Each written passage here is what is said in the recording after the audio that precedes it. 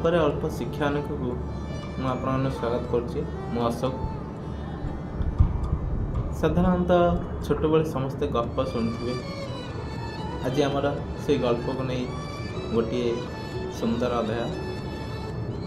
ଛୋଟବେଳେ ସମସ୍ତେ ନିଜ ବୁଢ଼ୀ ମାଆର କୋଳରେ ହେଉ କିମ୍ବା ନିଜର ମାଆ କୋଳରେ ହେଉ ଗଳ୍ପ ଶୁଣି ଶୁଣି ବଡ଼ ହୋଇଛନ୍ତି। ଆଉ ସେଇ ଗଳ୍ପ ଶୁଣି ଶୁଣି କେତେବେଳେ ଯେ ଆମକୁ ନିଦ ହୋଇଯାଏ ତାହା କେହି ଜାଣିପାରନ୍ତିନି। ଆଜି ଆଉ ସେ ଯୁଗ ନାହିଁ। ଆଜି ଆଉ ସେ ବୁଢ଼ୀ ମାଆର କୋଳ ଥାଇକି ବି ନାହିଁ। ଆଜିକାଲି ପିଲାମାନେ ଗଳ୍ପ ଶୁଣିବାକୁ ହିଁ ଭଲ ପାଉନାହାନ୍ତି। ସମସ୍ତେ ମୋବାଇଲ ଇଣ୍ଟରନେଟ୍ରେ ବ୍ୟସ୍ତ ରହୁଛନ୍ତି।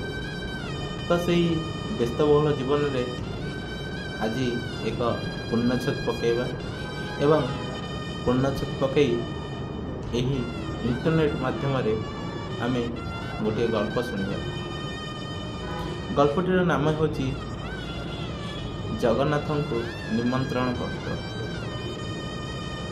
ଏକ ସୁନ୍ଦର କାହାଣୀ। ଆଶା କରୁଛି ଆପଣମାନଙ୍କୁ ଭଲ ଲାଗିବ।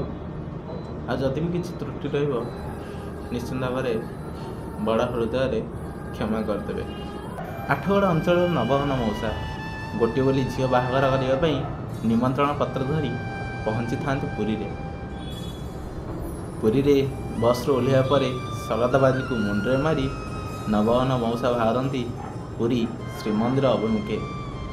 ଶ୍ରୀମନ୍ଦିରରେ ପତିତପାବନଙ୍କୁ ଦର୍ଶନ କରି ଜଗନ୍ନାଥଙ୍କୁ ଦର୍ଶନ କଲେ ଏବଂ ଅବଢ଼ାରୁ କାଣିଚିଏ ପାଇଦେଇ ପୁଣି ବାହାରକୁ ଫେରି ଆସିଲେ ଏବଂ ପୁଣି ପତିତପାବନଙ୍କୁ ଦର୍ଶନ କରି ଜଗନ୍ନାଥଙ୍କୁ କହୁଥାନ୍ତି, ମଣିମା, ନିମନ୍ତ୍ରଣ ପତ୍ରଟି ରହିଲା।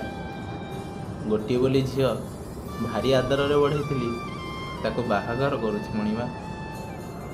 ଯେମିତି ହେଲେ ଯାଇ ପହଞ୍ଚିବ। ଗରିବ ଲୋକଟା, ଏକୁଟିଆ ଲୋକ, କେତେ ଯେ କରିବି। ଯାଇକି କ'ଣ ଟିକେ ସାହାଯ୍ୟ କରିଦେଲେ ହୁଅନ୍ତାନି? କିଛି ରାଗ ରଖିବନି ମଣିମା, ମୋର ଦୋଷ କ୍ଷମା କରିବ। ଏମିତି ବନ୍ଧୁ ଶୃଙ୍ଖଳିଆ ଭଳି ଜଗନ୍ନାଥଙ୍କୁ ନିମନ୍ତ୍ରଣ ପତ୍ର ଦେଇ ଫେରି ଆସିଲେ ନବଘନ ମଉସା। ଦିନ ପରେ ଦିନ ବିତି ଚାଲିଲା। ଆସି ପହଞ୍ଚିଗଲା ନବଘନ ମଉସାଙ୍କ ଝିଅ ବାହାଘରର ଦିନ। ବାହାଘର ଦିନ ଘର ଭିତରେ ଭର୍ତ୍ତି ହୋଇଥାନ୍ତି କୁଣିଆ ଏବଂ ବାହାରେ ଝିଅର ବାହାଘର ଭୋଜି ପାଇଁ ରୋଷେଇ ଚାଲିଥାଏ। ସନ୍ଧ୍ୟା ହେଇଗଲା।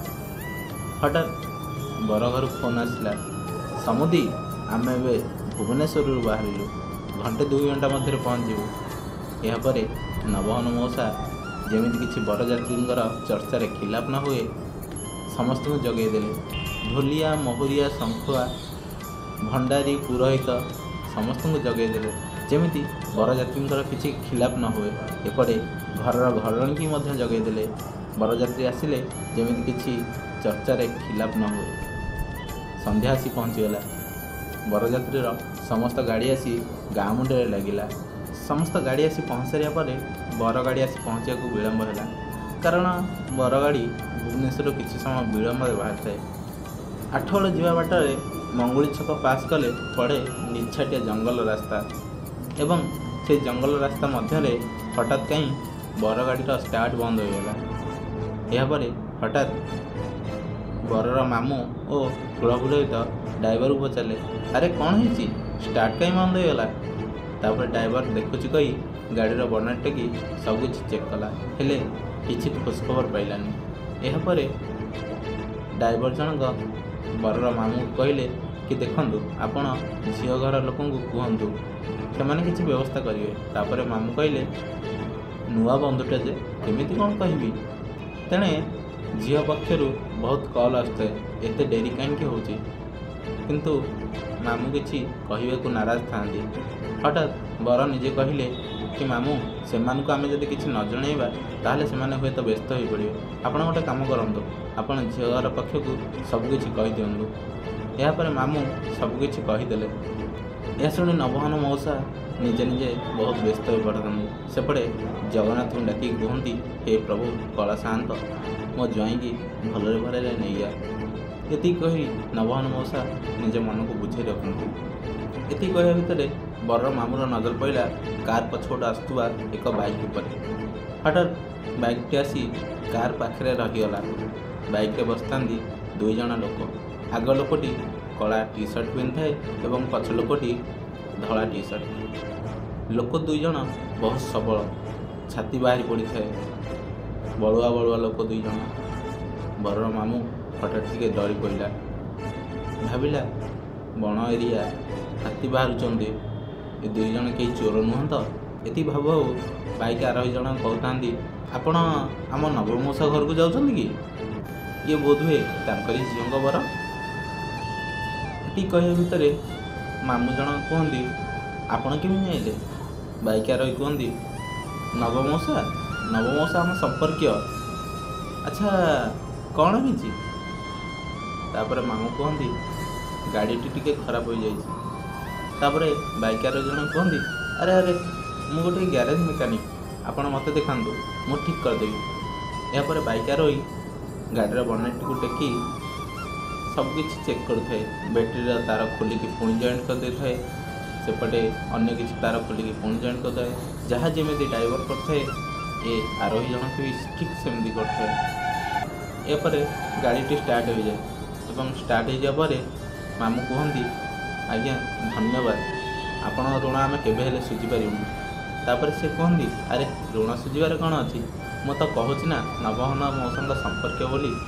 ଏହାପରେ ବାଇକ୍ ଆରୋହୀ ଜଣଙ୍କ ହାତରେ ଧରିଥିବା କିଛି ଅଭଡ଼ା ଏବଂ ତୁଳସୀ ମାଳ ମାମୁଁଙ୍କୁ ଦିଅନ୍ତି ଏବଂ କୁହନ୍ତି, ନବଘନ ମଉସା କହିଥିଲେ କି ତୁଳସୀ ମାଳ ଆଉ ଅଭଡ଼ା ଆଣିବା ପାଇଁ।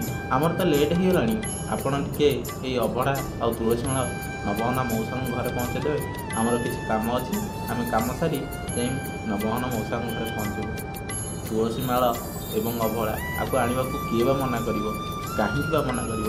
ମାମୁଁ ସେଇ ତୁଳସୀ ମାଳକୁ ନେଇକି ଚାଲିଯାଆନ୍ତି ଏବଂ ପଚାରନ୍ତି, ନବଘନ ବାବୁ ପଚାରିଲେ ମୁଁ କ'ଣ କହିବି, ଏଗୁଡ଼ା କିଏ ଦେଇଛି ବୋଲି? ତାପରେ ବାଇକ୍ ଆରୋହୀ ଜଣେ କୁହନ୍ତି, ନବଘନ ମଉସାଙ୍କୁ କହିଦେବେ, ଆପଣଙ୍କର ପୁରୀରେ ଯେଉଁ ସମ୍ପର୍କୀୟ ସିଏ ପଠାଇଛନ୍ତି, ଏଇ ତୁଳସୀ ମାଳ ଆଉ ଅଭଡ଼ା ସିଏ ହିଁ ଦେଇଛନ୍ତି, ଆପଣ ପରା ତାଙ୍କୁ ନିମନ୍ତ୍ରଣ ଦେବାକୁ ଯାଇଥିଲେ।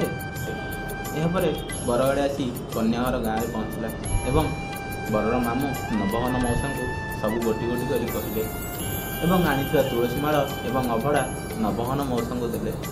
ନବଘନ ମଉସା ପଚାରିଲେ, ଏସବୁ କ'ଣ? ଏହାପରେ ବରର ମାମୁଁ କୁହନ୍ତି, ଆପଣ ପରା ଏଇ ଅଭଡ଼ା ଆଉ ତୁଳସୀ ମାଳ ଆଣିବା ପାଇଁ କାହାକୁ କହିଥିଲେ, ଆଉ ଆପଣ ଜାଣିପାରୁନାହାନ୍ତି କ'ଣ? ନବଘନ ମଉସା ଟିକେ ଆଶ୍ଚର୍ଯ୍ୟ ହୋଇ ପଚାରିଲେ, ମୁଁ କହିଥିଲି? ତାପରେ ବରର ମାମୁଁ କୁହନ୍ତି, ଆପଣ ପରା ପୁରୀରେ କାହାକୁ ନିମନ୍ତ୍ରଣ ପତ୍ର ଦେବାକୁ ଯାଇଥିଲେ ଆଉ ନିଜ ଝିଅ ବାହାଘରକୁ ନିମନ୍ତ୍ରଣ କରିଥିଲେ। ଏହାପରେ ନବଘନ ମଉସା ଆଶ୍ଚର୍ଯ୍ୟ ହୋଇ ସେଇ ମଣିକୁ ଖୋଲିଲେ ଏବଂ ମଣିରେ ଦେଖନ୍ତି ତ ତୁଳସୀ ମାଳ ବାସ୍ନା, ତୁଳସୀ ମାଳ ଏବଂ ଅଭଡ଼ା। ସେ ତୁଳସୀ ମାଳ ଆଉ ଅଭଡ଼ାରେ ଘର ବାସ୍ନାରେ ପରିପୂର୍ଣ୍ଣ ହୋଇଗଲା। ଏହାପରେ ନବଘନ ମଉସାଙ୍କ ଆଖିରେ ଛଳ ଛଳ ହୋଇ ଲୁହ। ହଠାତ୍ ନବଘନ ମଉସା କିଛି ନ ଭାବି ଦୌଡ଼ିଲେ ନିଜର ଠାକୁର ଘରେ ଆଉ ଠାକୁର ଘରେ ଲମ୍ବ ହୋଇ ଶୋଇପଡ଼ି ଭଗବାନଙ୍କ ଆଗରେ ବହୁତ କାନ୍ଦିଲେ ଏବଂ ତାଙ୍କର ଏହି କାନ୍ଦ ଦେଖି ହଠାତ୍ ବରର ମାମୁଁ ପଚାରିଲେ, ଆରେ ଆପଣ କାନ୍ଦୁଛନ୍ତି କାହିଁକି ସମୁଦି? ନବଘନ ମଉସା ବରର ମାମୁଁଙ୍କୁ କୁଣ୍ଡାଇ ଧରି କହିଲେ, ତମେ ଧନ୍ୟ ହୋଇଗଲ ସମୁଦି, ତମେ ଧନ୍ୟ ହୋଇଗଲ। ସେଇ ଗାଡ଼ିରେ ଆଉ କେହି ନଥିଲେ, ସେଇ ଗାଡ଼ିରେ ଥିଲେ ଜଗା ବଳିଆ ଦୁଇ ଭାଇ। ଆଉ ମୁଁ ପୁରୀରେ କାହାକୁ ନିମନ୍ତ୍ରଣ ପତ୍ର ଦେବାକୁ ଯାଇନଥିଲି, ଜଗନ୍ନାଥଙ୍କୁ ପ୍ରଥମ ନିମନ୍ତ୍ରଣ କରି ମୁଁ ଅନ୍ୟ ସବୁ କାମ ଆରମ୍ଭ କରିଥିଲି। ସିଏ ଆଉ କେହି ନୁହଁ, ସିଏ ହେଉଛନ୍ତି ଜଗା ବଳିଆ ଦୁଇ ଭାଇ। ଏହାପରେ ବରର ମାମୁଁ ଏବଂ ନବଘନ ମଉସାଙ୍କ ଆଖିରୁ ବହି ପଡ଼ୁଥାଏ ଧାର ଧାର ଭାବର ଲୁହ ଏବଂ ଜଗାକୁ କହୁଥାନ୍ତି, ହେ ପ୍ରଭୁ, ତମେ ସତରେ ଏଇ ଦୁଃଖୀ ଦରିଦ୍ର ଘରକୁ ଆସିଗଲ। ତମେ ଶୋଷରେ ନ ଆସିଲେ କ'ଣ ହେଲା? ତୁମର ଏଇ ତୁଳସୀ ମାଳ ଆଉ ଅଭଡ଼ା ପଠାଇ ଦେଇ ତମେ ନିଜ ପ୍ରମାଣ କରିଦେଲ କି ତମେ ଏଇ ଭକ୍ତର ବନ୍ଧୁ, ତମେ ଏଇ ଭକ୍ତର ବନ୍ଧୁ। ଏହାପରେ ନବଘନ ମଉସା ବହୁତ ଅପେକ୍ଷା କଲେ କାଳେ ସେ ଦୁଇ ଭାଇ ଆସିବେ, ହେଲେ ଯିଏ ନିଜ ଭକ୍ତକୁ ସାହାଯ୍ୟ କରିବାକୁ ଆସେ ସିଏ କିବା ପରେ ଆଉ ଦେଖାଦିଏ? ଭଗବାନଙ୍କ ମହିମା ସତରେ କିଏ ବା ଜାଣେ, ଅପାର ମହିମା ତାଙ୍କର।